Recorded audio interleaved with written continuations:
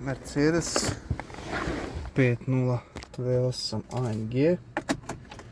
Ima loš akumulator.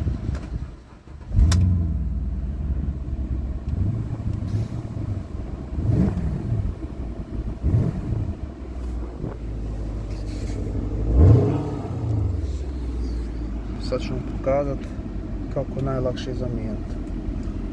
Znači, ugasimo auto, ključ izvadimo. Akumulator je tu, ide 90 ampera.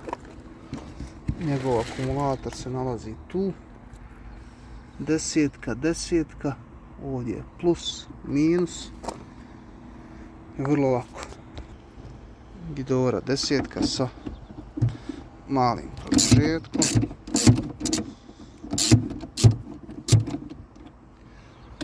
Minus, plus. Eto. To obavezno dobro obratiti pažnju kad budete mijenjali, da ne dodirne, dole se ne spoji plus i minus. I imate ovdje odušak. Samo da ga zaboravite vratiti ako se akumulator pregrije, da može izbaciti višak. Također treba će vam dugi produžetak 13 i ovaj šaraf ovdje da se odvrne, jer to drži akumulator. I eto ga, samo izvučete stari i ubacite novi. Kleme vratite. Također dolanu 13 što drži i nju vratite. Rukom lagano stegnete. Kad smo to stegnuli, desetke na klemama.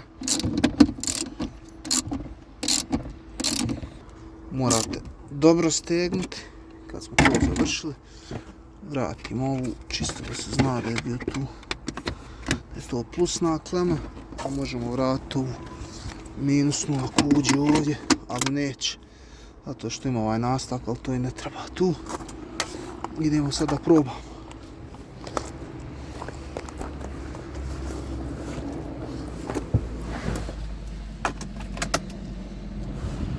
Kočnica.